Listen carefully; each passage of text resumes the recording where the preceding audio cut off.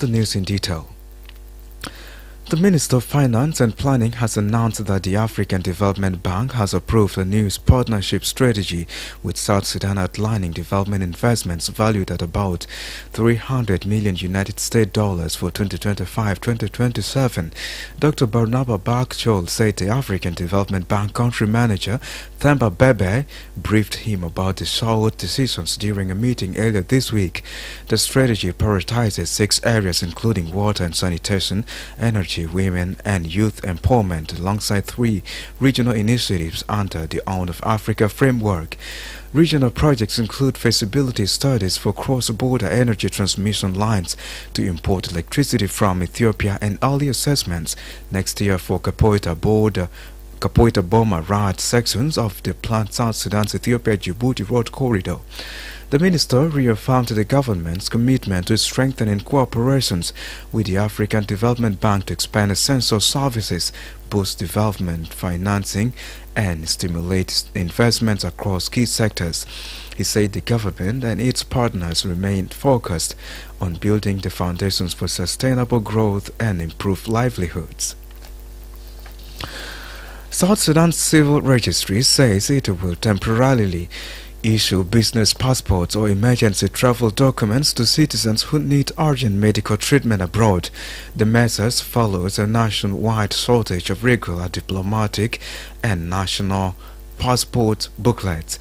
General Elia Costa, Director General of the Civil Registry, announced the decisions after a joint meeting between the Ministry of Foreign Affairs and International Cooperations and the Ministry of Interior. He said the 2 ministries reviewed several issues of mutual concern and agreed on steps to manage the shortage. According to General Costa, special and official passports will now only be approved by the Ministry of Foreign Affairs and only for individuals who qualify under existing regulations.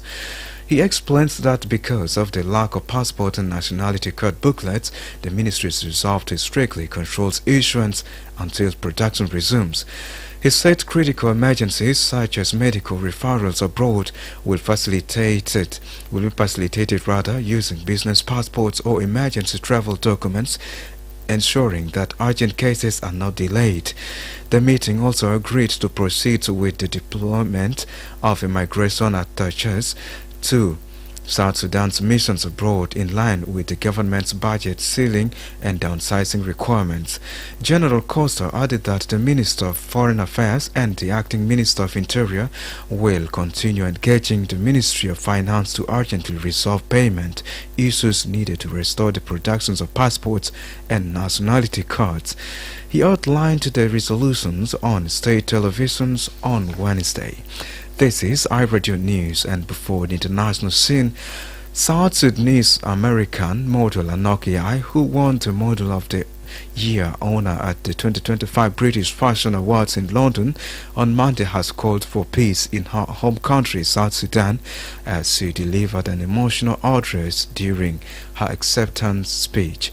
Speaking at the ceremony at the Royal Albert Hall, Yai directed her message to little black girls, telling them that their color is not a curse, cited by the BBC. She urged them to recognize their worth and potential, saying they were worthy, capable, and more powerful than they may realize. Yai, 27, is regarded as one of the fashion industry's most influential figures, with major campaigns, magazines, covers in the national runway appearances in her name. Her rise to prominence began in 2017 when a photo of her taken at the Harvard University homecoming event went viral, drawing global attention and helping launch her modeling career. Her award on Monday was seen as one of the standout moments of her times, underscoring both her impacts on the industry and the wider message of empowerment she continues to champion. This is iRadio News, and now to the stories making headlines in the African region and beyond. The White House has confirmed that the U.S. Special Envoy Steve Witkoff will meet the head of the Ukraine's National Security Council, Rostem Umerov, for talks in Miami today. The meeting comes after Witkoff spent almost 5 hours with Russian President Vladimir Putin in Moscow on Tuesday, negotiations which the Kremlin said produced no compromise on ending the war in Ukraine. U.S. President Trump said the talks, also attended by his son-in-law Jared Kushner, were reasonably good, but added that it was too soon to say what would happen because it does not take two to tango. Ukrainian Foreign Minister Andriy Sybiha said Russia must end the bloodshed and accuse Putin of wasting the world's time. And finally, Meta has started boosting Australian children under 16 years off its Instagram, Facebook and Threads platforms a week before an official teen social media ban begins. The tech giants announced that last month it had begun notifying users aged between 13 and 15 old that accounts would start being shut down from 4th December. An estimated 150,000 Facebook users and 350,000 Instagram accounts are expected to be affected. Threads similar to X can only be accessed via an Instagram account. Australia's world first social media ban starts on the 10th December, with companies facing fines of up to $33 million if they fail to take reasonable steps to stop under 16s for having accounts.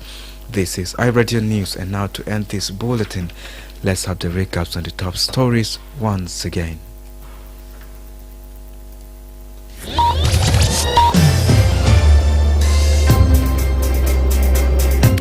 The Minister of Finance and Planning has announced that the African Development Bank has approved a new partnership strategy with South Sudan outlining development investment valued at about $300 million United States dollars for 2025-2026.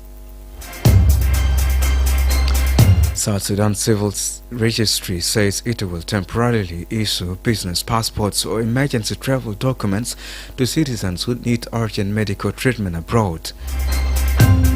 And South Sudan's American model Anoki, who won the Model of the Year honor at the 2025 British Fashion Awards in London on Monday, has called for peace in her home country of South Sudan as she delivered an emotional address during her acceptance speech. That's the end of iRadio Morning News. If there's a story or an event you'd like iRadio to cover or report about, please send us a text message at +211 25287 870. It's also a WhatsApp number. Follow us on X at iRadio Juba, like our Facebook page at iRadio, subscribe to our YouTube channel at iRadio South Sudan. You can also visit our website and listen to us online at www.iradio.org. Stay tuned for news in Arabic at the top of the hour. I am Darlington Moses. Thanks for listening.